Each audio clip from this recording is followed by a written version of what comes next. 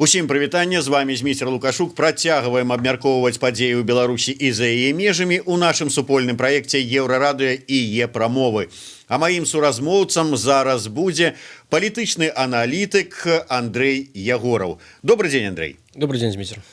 Шмат пытанняў і тэм для абмеркавання ў мяне да вас назапасілася, але давайте пачнем, можа быць, з навіны канца мінулага тыдня. Гэта ваше чарговае затрыманне. Якое гэта ўжо па ліку? Ну, калі браць трэцяе. Давайте вось пра гэта раскажам больш падрабязна. Сабраліся прадстаўнікі студэнцкіх прафсаюзаў з мэтай аб'яднацца. І раптам, вот што гэта было? Ну, насамрэч, это было такое афіцыйнае мерапрыемства цалкам легальных зарэгістраваных незалежных прафсаюзаў. І, уласна, навошта было затрымоўваць у такім парадку незразумела. Ну, першае, што як такое тлумачэнне, гэта проста запужванне, што любая нават легальная дзейнасць у легальных формах, яна будзе карацца. І гэта такі знак, перш за ўсё, студэнтам, што не трэба гэтага рабіць. Ну, а на самім мерапрыемстве я быў проста госцем, запрошаны, студэнты хацелі паразмаўляць са мной, як з экспертам пазадаваць пытанні, але ход да мяне не дайшоў, таму што на першае-трэцяе мерапрыемства прыйшла міліцыя, усіх затрымала і развезла па розных РВД, і потым былі там такія бяседы, скажем так, з людзьмі. Некаторыя былі адпраўлены з студэнтаў на Акрэсціна. Ну так, і я, дарэчы, вот скажу, што выпала гэта затрыманне на святочныя дні. Паводле заканадаўства 3 сутак і людзей павінны вызваліць, калі іх не асудзілі, і таму судзілі асобных затрыманых нават у выходны дзень, і адзінае, што маглі выставіць у якасці абвінавачвання, не падпарадкаванне законным патрабаваннем міліцыі. Але вось, як палітычны аналітык, наколькі законныя былі патрабаванні міліцыі, якая прыйшла на афіцыйнае, дазволенае мерапрыемства і раптам нешта пачала патрабаваць? Ну, там ніякіх законных патрабаванняў не было, гэта першае, а другое, ніякага непадпарадкавання не было, таму што усе выконвалі тое, што патрабавалася, там, то есть акуратна следвалі там указанням супрацоўнікаў міліцыі, і там не было ніякага там бунту, супраціўлення і так далей. Таму ні з таго, ні з іншага боку ніяк не можна казаць, што гэта было непадпарадкаванне там законным патрабаванням супрацоўнікаў міліцыі. Нам пишут, что не магу-ка чамусьці на YouTube-трансляцыі, але кажуць, што сітуацыя выправілася. Это былі, відаць, у нашага слухача траблы.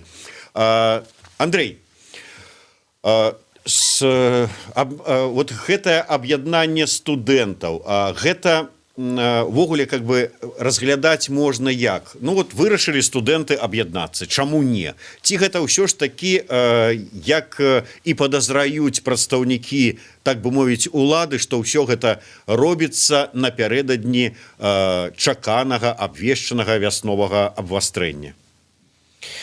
Ну, вот што яны думаюць, там складана сказаць. Я думаю, што там ёсць у іх такая інтэнцыя, што закашмарыць ўсё там грамадска-палітычнае поле напярэдадні там 25 сакавіка, які аб'яўлены як такая дата, дзе магчымы масавы выхад. Але трэба заўважыць, што само па сабе вось гэты студэнцкі рух, ён распачаўся яшчэ ў верасні, і з верасня ідзе такое, даволі актыўнае структураванне нізавых студэнцкіх арганізацый па шматлікіх вузах. То бок, калі параўнаць з іншымі перыядамі развіцця студэнцкага руху ў Беларусі, гэта хіба не самы масавы студэнцкі рух, які мы назіраем зараз ва універсітэтах. І натуральна, і гэта турбуе, таму што фактычна студэнты, арганізоўваючыся і набіраючы масавасці, яны патрабуюць выканання сваіх правоў, яны патрабуюць акадэмічных свабодаў, універсітэцкай аўтаноміі, і для іх это ўсё ж такі небяспека. Раней кантраляваная ў адукацыі і ва універсітэтах сітуацыя для іх выглядае зараз небяспечнай, бо манаполія дзяржавы там падрываецца менавіта праз вось гэты нізавы студэнцкі рух, які зноў-такі нават у гэтых умовах знаходзіць выйсце і працягвае развіццё і рост. І гэтыя супольнасці растуць, яны розныя. Там ёсць прафсаюзныя, ёсць проста нефармальныя студэнцкія суполкі, якія аб'ядноўваюцца, яны аб'яднаныя разам адзін з адным, і таму, канешне, для дзяржавы вот у перспектыве яны думаюць, што гэта можа ствараць там значную для іх небяспеку. У іншай сітуацыі я б досыць скептычна паставіўся да пытання, якое вось нам зараз задаюць, але на фоне таго, што адбываецца ў краіне, гэтага, як называюць юрысты, прававога дэфолту, пытанне гучыць зусім па-іншаму і не так, можа быць, смешна, як было б яшчэ год таму. Сергей С. пытаецца, мне вось цікава, няўжо вы нават не падумалі, што вас затрымаюць ці свядома пайшлі на гэта? Прычым, Сергей, я адзначу вам, это я да гледача звяртаюся, што як на пачатку самым Андрэй заўважыў, што мерапрыемства было афіцыйнае, гэта не было дзесьці там невядома дзе на кватэры ці яшчэ дзе сабраліся цішком. Афіцыйнае мерапрыемства. Тым не менш, у сённяшніх умовах наколькі разглядалася верагоднасць, што так яно і будзе? Я тут не з'яўляўся арганізатарам ніяк гэтага мерапрыемства, проста як госці не ведаю, якія рызыкі разлічвалі арганізатары самога мерапрыемства, самі там студэнцкія прафсаюзы, але да сённяшняга часу захоўваецца некая такая упэўненасць і вера людзей у тое, што ў легальных формах усё ж такі нам можна збірацца, асабліва калі гэта наўпрост не тычыцца некай такой пратэснай актыўнасці, а тут яна не мела наўпрост дачынення да ніякай там пратэснай актыўнасці. Гэта легальны прафсаюз, легальная форма, легальная сустрэча. І тут для мяне, у прынцыпе, это відавочна, што для іх небяспечнай з'яўляецца любая самаарганізаваная актыўнасць грамадзянаў. Яны падазраюць у любой супольнасці, як бы яна ні называлася, там мясцовая супольнасць, дваравая, катос, незалежны прафсаюз, страйкам. Для іх это прыкладна ўсё адно і тое самае, яны падазраюць у гэтым тое, што стварае напружанне і звязаныя з пратэснай актыўнасцю. Але тым не менш, там частка людзей да сённяшняга часу думае, што, у прынцыпе, легальныя формы – это той формы, які дазваляюць дзейнічаць. Але нам паказваюць на гэтым прыкладзе, што нават легальныя формы, яны ўсё роўна пад забаронай. І тут мы маем сітуацыю падобную трошачкі на тое, што было разгорнутае пасля 2006 году, калі была такая татальная зачыстка грамадскага сектара і ўвогуле любой прасторы для збору. Тут некаторы час у Менску было немагчыма знайсці нават памяшканне, дзе можна было сабраць на нейкі семінар там, ці проста там паразмаўляць, паглядзець кіно як бы разам 20 чалавек. І толькі пасля там з пэўным такім трошачкі большай лібералізацыяй, калі з'явіліся там розныя прасторы, галерэі, там кавярні у Мінску, стала магчымым арганізоўваць такія мерапрыемствы. І вось падаецца, што калі вось гэты тренд працягнецца, то мы будзем мець нешта падобнае, калі любая актыўнасць, неважна, там зарэгістраваная арганізацыя гэта робіць, не зарэгістраваная, калі яна мае для іх нейкі падазорны характар па нейкай там рысе, прыкмеце, то яна можа быць нейтралізаваная і падаўлена. Людзі могуць быць арыштаваныя па ўсялякіх надуманых прычынах. Так, сапраўды, выглядае на тое, што любая актыўнасць, якая б яна ні была, вось сабраліся, таксама недаўні прыклад, сабраліся людзі на нейкім санаторыі, базе, у лесе, афіцыйна правесці карпаратыў. Запросили гурт, РСП, с собой собрались, никуда не выходили, ничто не демонстрировали никому, по улицах не ходили, приехали, забрали, осудили. То же самое и тут. Легально собрались, приехали, забрали, осудили. Ситуация такая, и в этой ситуации, коли мы кажем про чаканні ад вясны яны магчымыя ўвогуле гэтыя чаканні, калі глядзець на тое, што вось можна увогуле чакаць зараз, вось я абсалютна легальна вечарам пайшоў у краму за хлебам, а чым гэта кончыцца ў сённяшніх умовах невядома. Так, ну калі вы выпадкова патрапілі побач, дзе ж там штосьці адбываецца, ці там міліцыя мяркуе, што штосьці можа адбывацца, то вы можете патрапіць пад такі выпадковыя рэпрэсіі. Так, усё можа быць падаўлена. Ці можам мы мець у гэтай сітуацыі чаканні наконт вясны? Ну, можам, але я б не чакаў такога самага ўздыму, як ён быў у канцы лета, пачатку восені, таму што якраз вось гэтыя издержкі удзелу, магчымасць патрапіць пад рэпрэсіі, там пакаранні і так далей, яны значна выраслі для людзей. І ёсць яшчэ не толькі самі фізічныя там рэпрэсіі, магчымасць патрапіць пад іх, але і страх, які з гэтым звязаны. І не толькі рацыянальны страх, што вы можете выйсці і вас могуць схапіць, але і нерацыянальны страх, які тыражуецца праз сацыяльныя сеткі. Ну, з прыкладам магло быць там сітуацыя падчас арганізацыі ВНС, калі там праз сацыяльныя сеткі распаўсюджвалася такая інфармацыя, што ўсіх, хто праходзіў па 23-34, ўсіх прафілактычна затрымаюць у гэты час. Ну фізічна ўявіць сабе, што 34 тысячи чалавек могуць прафілактычна затрымаць і пасадзіць у турму, ну немагчыма нават там у гэтай сітуацыі. Але гэта масава тыражавалася праз сацыяльныя сеткі. І вось гэта стварала страх, і гэта будзе стварацца такі страх там зараз, ну, нерацыянальных кшталту, і гэта будзе стрымліваць жаданне людзей выйсці на вуліцу. Але з іншага боку ёсць і фактары, якія ўсё роўна выштурхоўваюць іх на вуліцу. Гэта, ну, там грамадзянскі абавязак, скажем так, ну, пачуццё несправядлівасці таго, што адбываецца ў краіне, нявырашанасці гэтага палітычнага канфлікту, які ёсць палітычнага крызісу, там жаданне людзей, каб дыялог усё ж такі з імі адбыўся, да? І таму гэта будзе, і гэта не зменшылася. То есть мы глядзім на сацыялагічныя пытанні, яны паказваюць, што там 80-70% пратэснай аўдыторыі ўсё роўна настроеныя на доўгатэрміновую барацьбу і на выхад на пратэсты. То бок гэта людзей ўсё роўна выштурхне нейкую частку.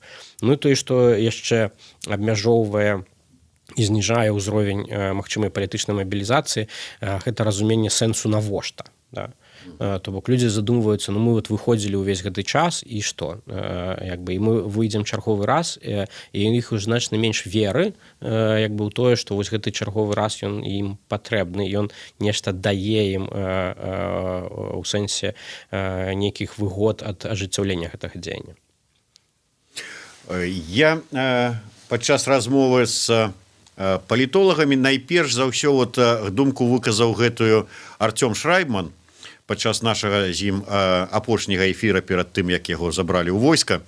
Ён сказаў, што для таго, каб масава беларусы выйшлі вясной, патрэбен нейкі трыгер, нейкае дзеянне, каб нешта здарылася. Прычым нават невядома, людзі, якія за гэты час, за гэтыя паўгады прывыклі да гвалту, уже нават невядома, якога ўзроўню вот это здарэнне павінна быць, каб выштурхнуць так масава людзей на вуліцу. Фільм, які учора паглядзела, ну, да сёння 1 мільён чалавек, ён можа стаць такім трыгерам? Не можа. Ну, можна паглядзець, як гэтыя фільмы ўплывалі раней. То бок быў папярэдні фільм «Нехта», які паглядзелі, здаецца, там тады 3 мільёны чалавек, і потым адразу пасля гэтага фільма была такая публічная дэманстрацыя гэтага фільму там на вуліцы з арганізацыяй там мерапрыемства ў межах тады там выбарчая кампанія ішла парламенцкая. Здаецца, гэта афіцыйны быў пікет там людзей. Ну, мы паглядзелі там, колькі людзей тады выходзіла. То бок пры тым, што там 3 мільёны паглядзела, агульны ўзровень там мабілізацыі людзей там на выхад пасля гэтага фільма быў, ну, там прыкладна там 500 тысяч чалавек, ну менш за 1000 было. То бок наўпрост вось такого рода кшталту інфармацыйныя падзеі яны не выводзяць непасрэдна людзей на вуліцы. І калі Арцём кажа пра нейкі трыгер, ён кажа пра штосьці, ну я думаю, больш сур'ёзнае. То бок вось такім там трыгерам падчас восеньскіх пратэстаў у лістападзе было забойства, напрыклад, Рамана Бандарэнкі. То бок это выклікала вельмі значныя там эмацыйныя пачуцці людзей. Там пачалася вось гэтая вулічная актыўнасць, там я выходжу, там увесь там горад і сцены былі зноў нашыя, і людзі масава выйшлі. Вось это было такое абурэнне, якое іх выштурхнула вось гэтай надзвычайнай падзеяй. Сам па сабе фільм не з'яўляецца такой падзеяй. Ну а ўвогуле, наколькі вы думаеце, калі ўжо не казаць пра фільм як трыгер, а пра тое, наколькі ён раскрые вочы людзям, таму што я чытаў меркаванне годных людзей пра тое, што нават у пэўных прыхільнікаў Лукашэнкі ён ім раскрые вочы. Я вот сумняюся, а вы? Трэба глядзець просто на колькасць праглядаў людзей і характар каментарыяў. Гэта вот як бы людзі, якія працуюць у медыа, вы выразна адчуваеце, гэта патрапляе ў чаканні аўдыторыі, рэакцыя пазітыўная, там рэакцыя негатыўная, і гэта зараз выміральныя рэчы, да? Натуральна, мы можам бачыць пра тое, што як бы фільм у сэнсе інфармацыйнай такой нагоды ён адбыўся. Гэта масавыя прагляды, там тренды Ютуба, там здаецца новы рэкорд праглядаў YouTube фільму там у беларускім сегменце інтэрнэт. То бок ён працуе у гэтым сэнсе там на інфармаванні. Ці вось это раскрые вочы камусьці, там я не ведаю, але кагосьці ён там упэўніць у чымсьці, хтосьці даведаецца там нейкія новыя факты. Прычым трэба ж улічваць, што гэта шмат людзей, якія прыйшлі там у грамадска-палітычную дзейнасць там новыя, да, якія там не сачылі там за там трансфармацыямі гэтай улады там дзесяцігоддзямі. І тут для іх гэта можа быць сапраўды там нешта такое новае. У той час, калі студэнты на легальную акцыю сабраліся і іх фактычна ўсіх затрымалі, кагосьці адпусцілі, але кагосьці і асудзілі, адначасова з гэтым праходзіла яшчэ адно мерапрыемства. Гэта сход так званай паўтварэнні, ці як яно там правильно называецца, партыі «Саюз», дзе прысутнічалі дзеячы ДНР так званага і гэтак далей. Што гэта было? Вот чаму гэтыя ўсе мерапрыемствы яны выклікаюць падазрэнне і адразу трапляюць у аўтазакі, а гэта мерапрыемства спакойна прайшло, выступілі. Саюз, наколькі я разумею, ўсё ж таки это такая прарасійская, канкрэтна прарасійская партыя. Калі іх ніякім чынам не зачапілі, ці азначае гэта, што ўсё ж такі будзе дадзены такі дазвол на фармаванне тут прарасійскіх палітычных сіл? Паглядзім, ці будзе дадзены дазвол, але відавочна, што вось гэтыя прарасійскія сілы зараз мяркуюць, што сітуацыя для іх там больш спрыяльная. Магчыма, там ёсць нейкія сігналы з самой Расіі, але мы бачым, што зноў-такі нейкай афіцыйнай падтрымкі з такіх сур'ёзных там расійскіх колаў у гэтай партыі няма. Прынамсі, яны не прыязджаюць тут, нейкім чынам не з'яўляюцца на самім гэтым мерапрыемстве, не благаслаўляюць там стварэнне гэтай партыі, але яны адчуваюць, што магчыма ёсць сітуацыя, дзе стварэнне такой партыі там будзе даваць ім новыя шансы там для там легалізацыі і разварочвання там больш шырокай дзейнасці на як бы афіцыйным полі. Я думаю, што якраз беларускія ўлады і гэтая актыўнасць турбуе таксама, і не можа не турбаваць, асабліва калі там з'яўляюцца розныя ДНРаўскія людзі, на якіх яны мусяць глядзець з падазрэннем, таму што ну там этот сцэнар крымскі ён непакоіў беларускай улады. Мы памятаем как бы як разварочвалася палітыка так званай мяккай беларусізацыі як рэакцыя на крымскія падзеі, што было зроблена ў сэнсе там бяспекі ў Беларусі, уключна са зменай там канцэпцыяў ваенна-стратэгічных, там разварочвання тэрытарыяльнай абароны там і гэтак далей. То бок гэта іх не можа не напружваць. А з іншага боку яны не могуць падаўляць гэтую актыўнасць наўпрост так, як і студэнцкую актыўнасць, таму што ёсць ну ўсё ж такі там ідэалагічная такая блізасць да Расіі, ну і ёсць іх пэўныя абяцанні, якія цыркулююць у інфармацыйнай прасторы адносна лібералізацыі палітычнага поля, змены канстытуцыі, дазволу на дзейнасць там партыяў і гэтак далей. Таму вот яны не могуць гэта падаўляць наўпрост. Падаўляць не, але пагадзіцеся, тое, што з беларускага боку прысутнічаюць на гэтым мерапрыемстве розныя людзі, і я зараз нават не пра Юрыя Васкрэсенскага, які ў прынцыпе как бы нейкім прадстаўніком афіцыйным не назавецца, але, скажем, дэпутат палаты прадстаўнікоў Думбадзе, які прысутнічаў, наколькі я ведаю, на гэтым мерапрыемстве. Ці не азначае гэта, што ўсё ж такі нейкую такую, ну, ледзь не афіцыйнае прызнанне мае гэта вось арганізацыя?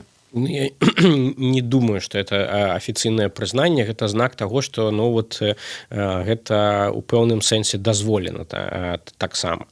А сярод там беларускай так бы мовіць эліты там пра дзяржаўную заўсёды ёсць людзі з такімі там больш яскравымі прарасійскімі установкамі, і тое, што там часам кажуць гэтыя людзі, якія займаюць афіцыйныя пазіцыі адносна там Беларусі, беларускага суверэнітэту, там аб'яднання з Расіяй, то яно ну вот не моцна адрозніваецца ад таго, што сам Лушч можа казаць пры стварэнні там прарасійскай сілы ў Беларусі. Але неяк усё супала. З аднаго боку вось пачалі ўжо дзейнічаць гэтыя падпісаныя дакументы па перанакіроўцы перавозу нафтапрадуктаў з балтыйскіх партоў на расійскія.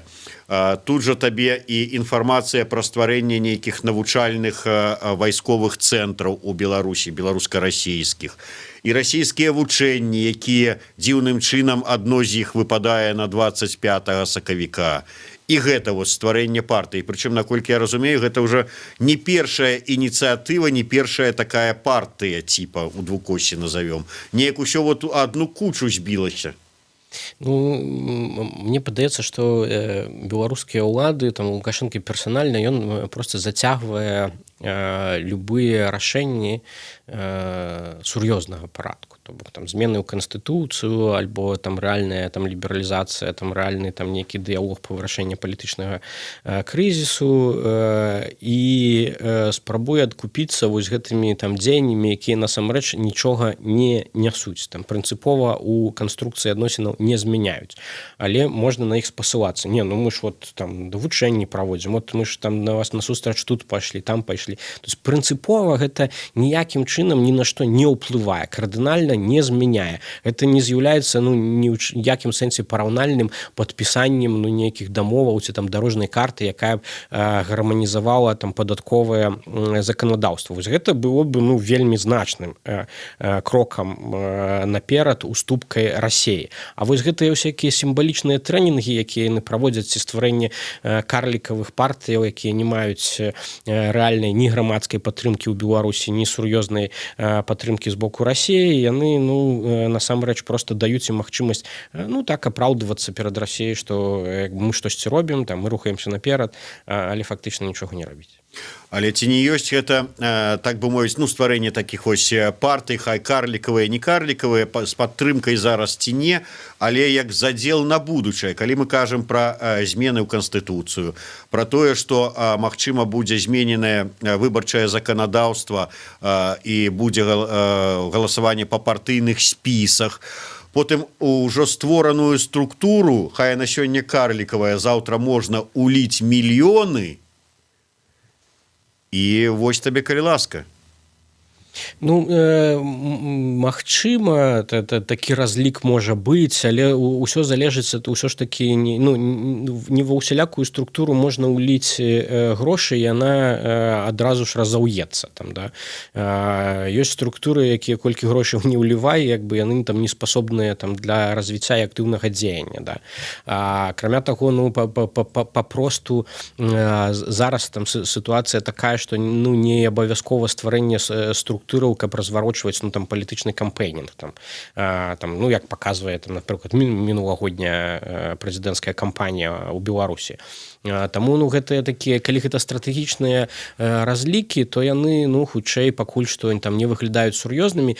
З іншага боку, калі мы паглядзім на ўсю сукупнасць дзеянняў Расіі з 19-го году, на размнажэнне розных паблікаў у інтэрнэце, на вось этой прарасійскія розныя рухі і сілы, на дарожныя мапы, інтэграцыю, розныя кшталту ініцыятывы, то гэта, канечне, выглядае як такая павольная гібридная агрэсія супраць Беларусі, дзе ствараюцца такая структура, якая можа быць у пэўны час мабілізавана цалкам. То бок самая па сабе адная партыя, яна асабліва нічога не значыць. Калі мы паглядзім на ўсю інфраструктуру таго, што мае Расія у выглядзе ўплыву ў Беларусі, і вось у гэтую ўсю інфраструктуру ўліваецца падчас нейкай палітычнай кампаніі ці абвастрэння палітычнага крызісу ў Беларусі рэсурсы, вось яна можа згуляць дастаткова значную ролю ў рэканфігурацыі палітычнага поля ў Беларусі і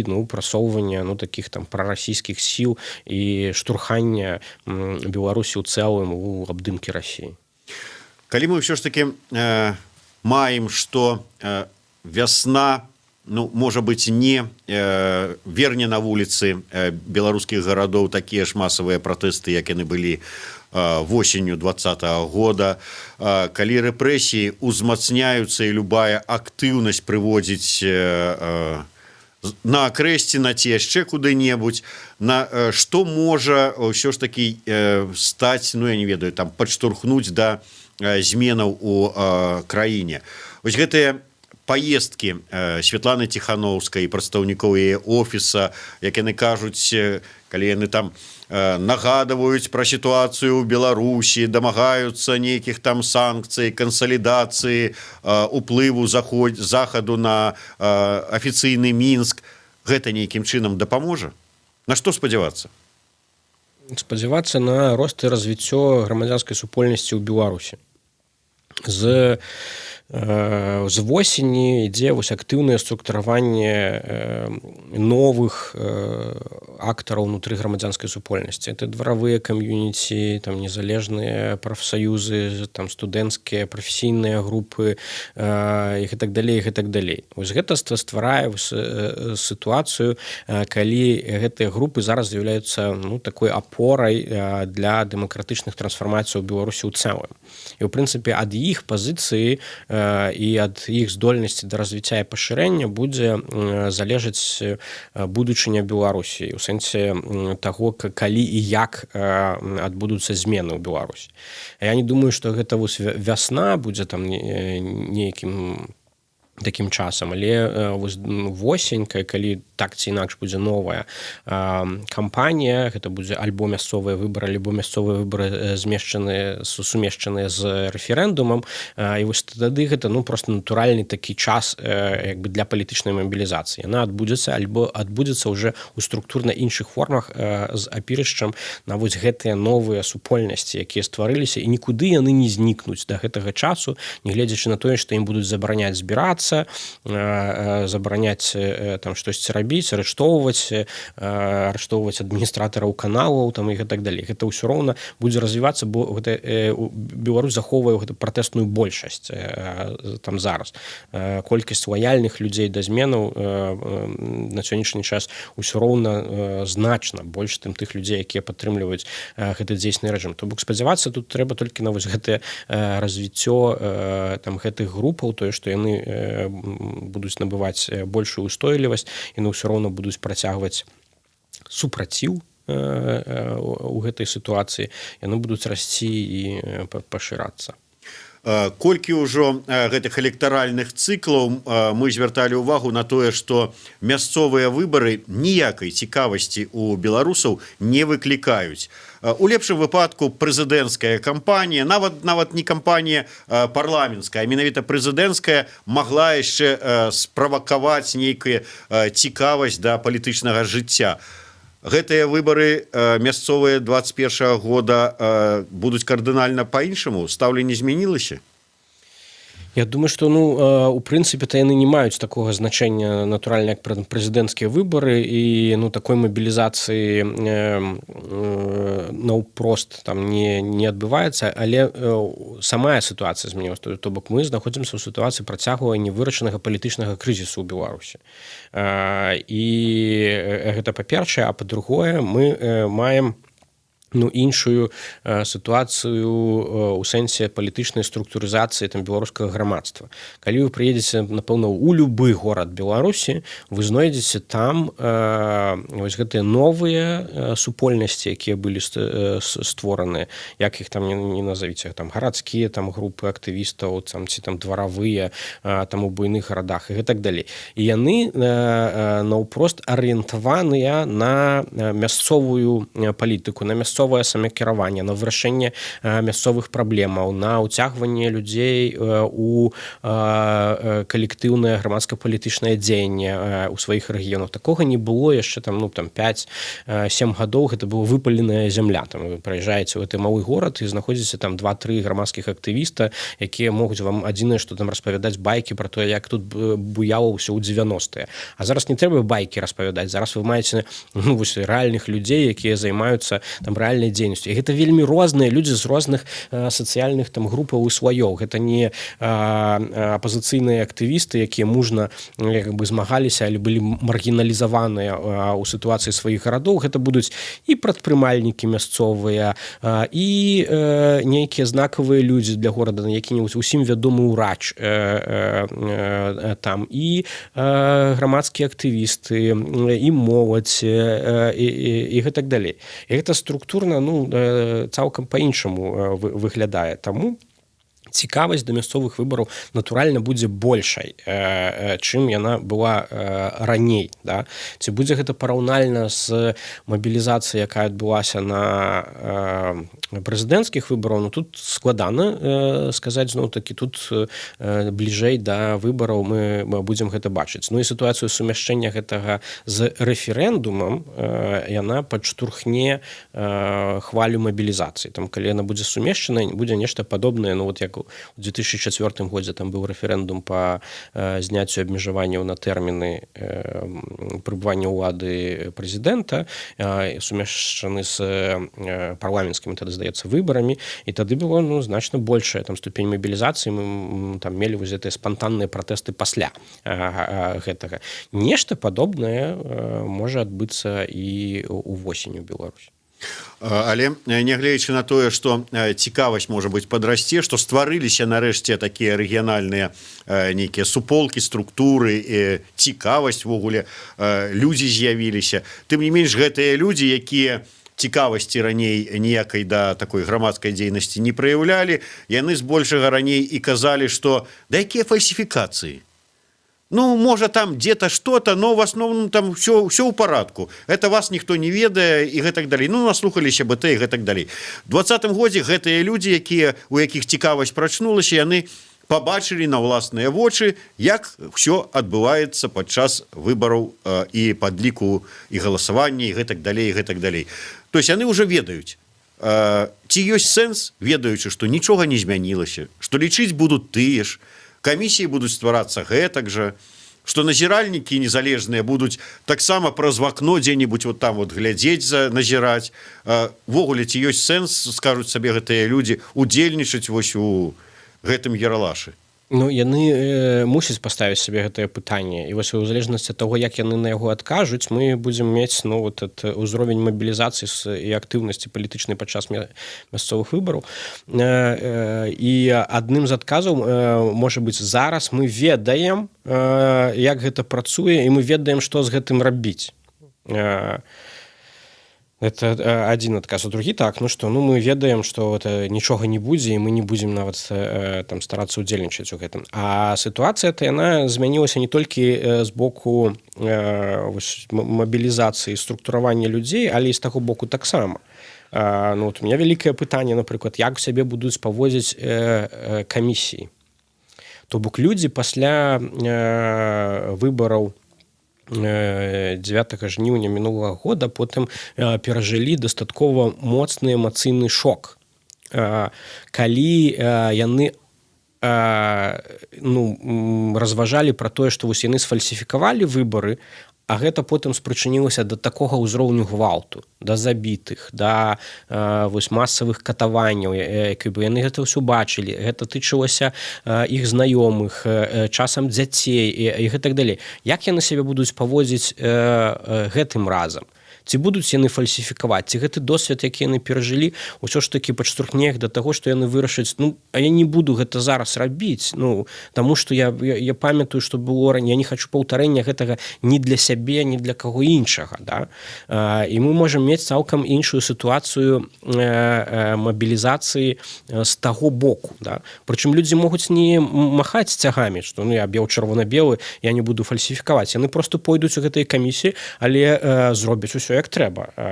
І тады яны апынуцца ў сітуацыі, калі фактычна ёсць пацверджанне нават з боку шматлікіх камісіяў участковых тое, што на гэтых участках прайшлі дэмакратычныя кандыдаты. Такім чынам, на ваш погляд, больш спадзявання ўсё ж такі не на весну, якую нам анансавала Святлана Ціхановская, а на восень. Я думаю, што так, што новы палітычны сезон для Беларусі гэта восень. Выбары, звычайна, асабліва калі мы сумешаны з рэферэндумам, гэта проста час, які беларускае грамадства можа скарыстаць для зменаў. Ну што ж, ёсць яшчэ пытанні наконт таго, байкот альбо ўдзел у мясцовых выбарах, там умнае галасаванне, як у Расіі, але я думаю, што па ходу гэта будзе вырашацца, ці ёсць адказ ужо зараз у вас на гэтыя пытанні?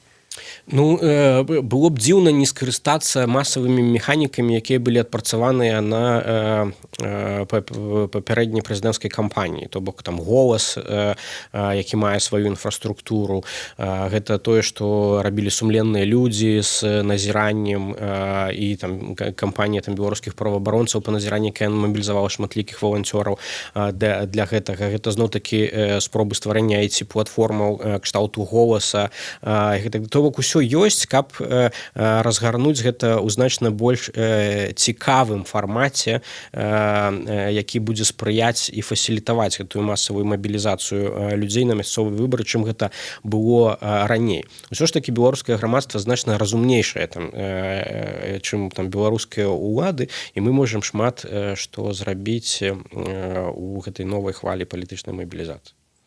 Ну што ж, вось такія розныя прагнозы абсалютна ад вясны, якую чакаюць адныя, да восені, на якую робяць стаўку іншыя. Кшталту Андрэя Ягорова, палітычнага аналітыка. Дзякуй вялікі. Андрэй Ягораў, Зміцер Лукашук у сумесным праекце Еўрарадыё і Е-прамовы.